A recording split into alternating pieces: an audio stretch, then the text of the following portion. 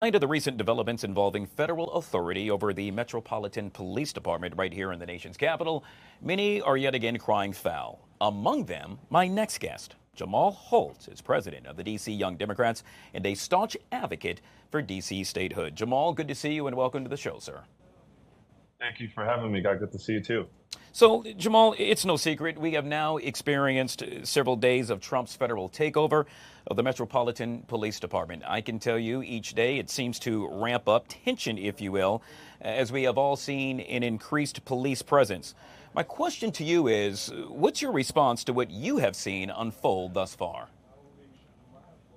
Yeah, I mean, it's quite disgusting to see increased federal law enforcement officers in our community, in our town, and it feels like we're in a military zone, right? And I think that we keep making these narratives that Trump keeps making these narratives that he's trying to solve public safety, and that's the opposite of what he's doing. This is all about a power grab, and so I often say that our safety is sort of best served when those making the decisions and enforcing the laws are accountable to the people who live here, right? These federal officers that are roaming the streets of Washington, D.C. and sort of targeting communities, they're not accountable to people who live here. They're not accountable to people like me and my neighbors in my community. So it hasn't been a pleasant feel to wake up every morning to see sort of federal law enforcement officers and military patrolling your streets. Yeah, we saw just that with regard to officers and federal officers at that out in droves last night, particularly in the 14th Street, U Street corridor area. A number of checkpoints right there, in essence, immigration status checkpoints, and also to make sure that vehicle, let's say, status happened to be up to par. We saw a number of protests taking place while that was occurring. A number of folks stating, go home, you don't belong here. I guess my question to you, Jamal, is at what point do you think this perhaps could boil over? Will tensions continue to rise? And should they rise, what do you think needs to be done in order to prevent just that?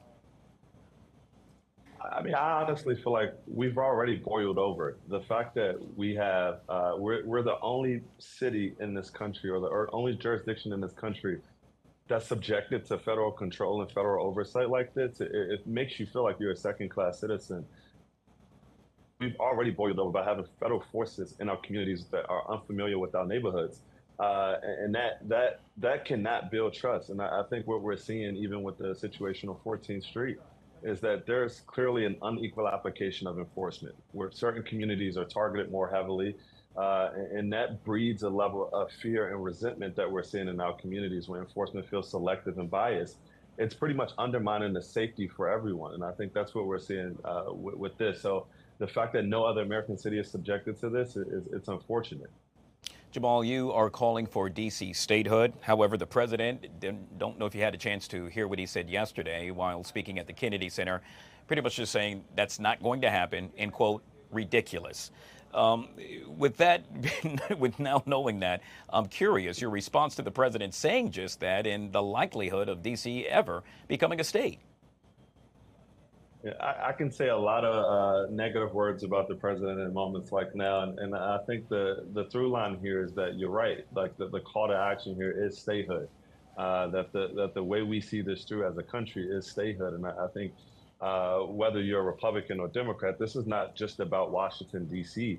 It's about defending the democratic rights of 700,000 Americans who live here, who serve in our military, who pay the most federal taxes per capita. So my call on the president is to say, if you care about democracy, if you care about the Constitution, if you care about principles of this country, then we should live up to the ideals of those countries and this country, and that means making D.C. the 51st state. So the president can preach all he wants about what he believes D.C. the direction D.C. should go in, but the only direction that we're going in is towards statehood. Well, and with this, Jamal, and that is with regard to the president federalizing the Metropolitan Police Department. Do you think that they need additional resources in order to combat crime? And if so, obviously, I would assume you do not agree with the way the president has gone about it. I mean, I think whether or not NPD deems that they need more resources has always been something that's debated between our mayor, council, and our community.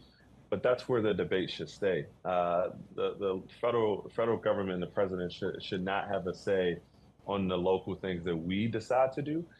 So I think MPD can talk about those things before the budget hearings and before sort of all the things that we need to do here locally and pass our own local laws.